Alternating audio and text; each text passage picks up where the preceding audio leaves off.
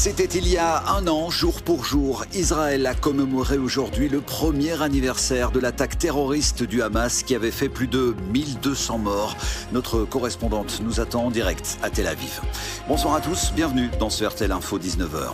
Plusieurs sites internet de pouvoir public belge touchés par une cyberattaque. Elle aurait été menée par un collectif pro-russe qui pourrait aussi vouloir perturber les élections de ce dimanche. Une amende pour excès de vitesse revue à la baisse parce que le panneau qui indiquait une agglomération avait été retourné par des agriculteurs. C'est la décision d'un tribunal en Flandre. Nous verrons si elle pourrait faire jurisprudence. La sonde Hera a bien décollé en Floride. Son but, apprendre à protéger la Terre en cas de risque de collision avec un astéroïde. Une mission à laquelle la Belgique participe activement. Et puis ce soir, à 6 jours des élections communales, c'est Maxime Prévost qui sera l'invité de la dernière ligne droite. Le bourgmestre de Namur et président des engagés répondra à nos questions juste après ce journal.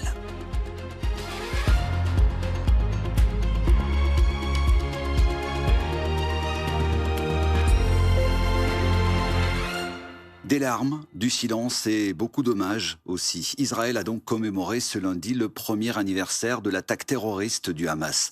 Un 7 octobre qui a marqué l'histoire du pays. Ce jour-là, des membres du mouvement islamiste palestinien avaient fait irruption dans des kibboutz et dans un festival de musique. Il y avait eu plus de 1200 morts et 250 personnes prises en otage. Romain Maillet, Guillaume Wills.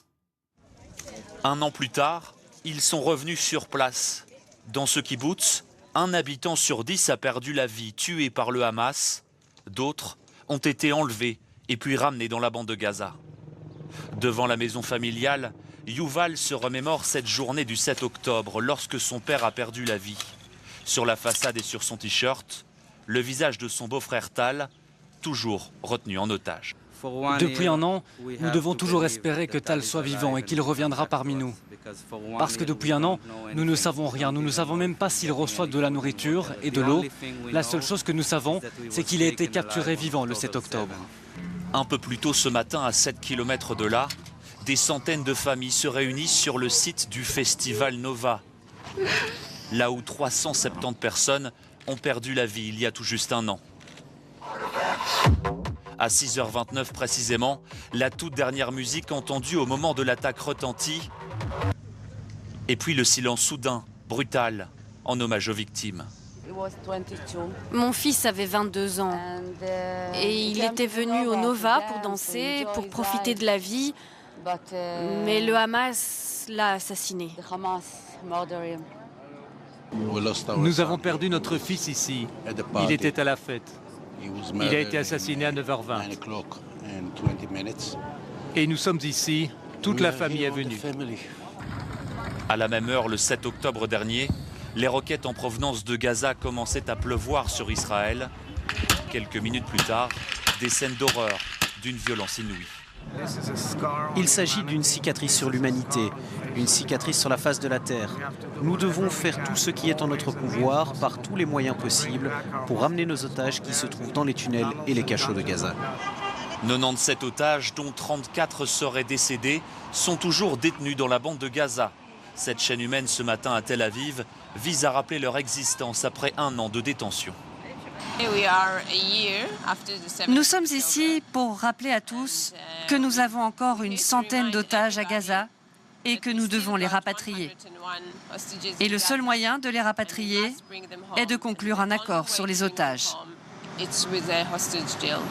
À Jérusalem, le Premier ministre israélien Benjamin Netanyahou s'est lui rendu au mémorial en hommage aux victimes du 7 octobre avec une promesse, celle de ramener l'ensemble des otages. Et en direct de Tel Aviv, on va retrouver notre correspondante Bethsabée Salem. Bonsoir. D'autres cérémonies d'hommage aux victimes ont encore lieu ce soir en Israël.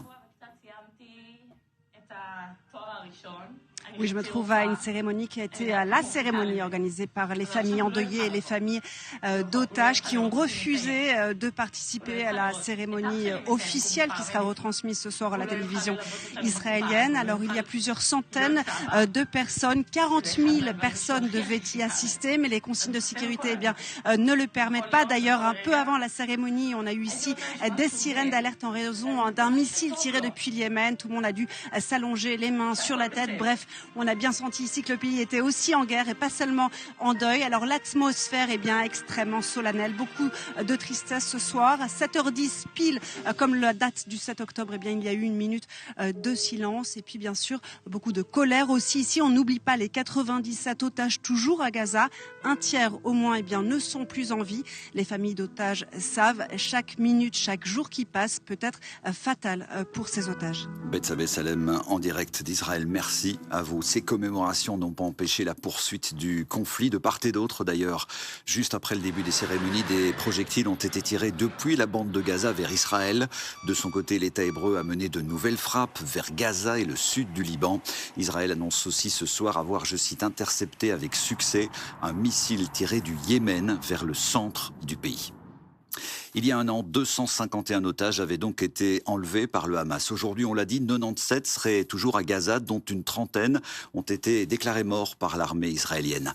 Pour les familles des survivants, il faut donc tout faire pour les ramener en Israël. C'est notamment le combat mené par le père de Tamir, un jeune otage de 19 ans et qui est de passage à Bruxelles en ce moment. L'ax-Milota, Alexandre Dassler.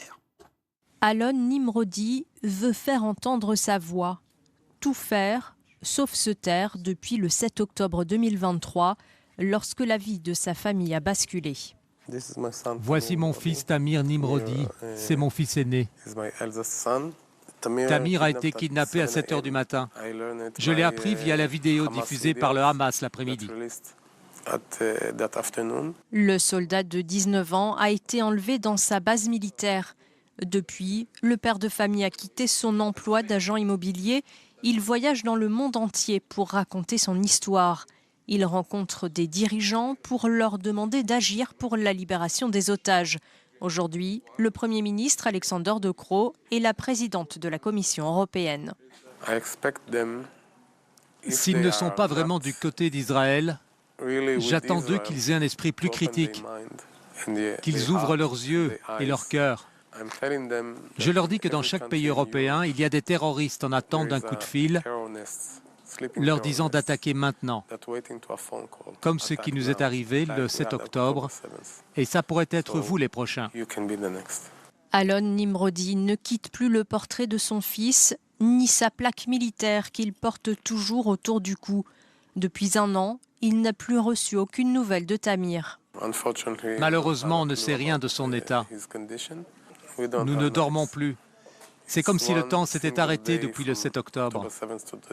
S'il y a quelque chose que je n'ai pas encore fait et qui pourrait le ramener à la maison, je le ferai.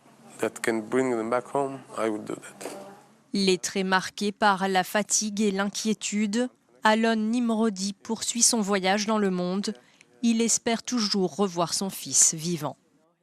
En représailles à ces attaques du 7 octobre, vous le savez, Israël a entamé une opération militaire de grande ampleur dans la bande de Gaza, qui est d'ailleurs toujours en cours, avec un bilan humain considérable. On va en parler avec notre invité, Emmanuel Massard. Bonsoir. Bonsoir. Merci d'avoir accepté notre invitation. Vous êtes le responsable des opérations de Médecins sans frontières à Gaza, justement. Alors le Hamas parle de plus de 40 000 morts du côté palestinien, dont une majorité de civils. Vous pouvez confirmer ces chiffres ?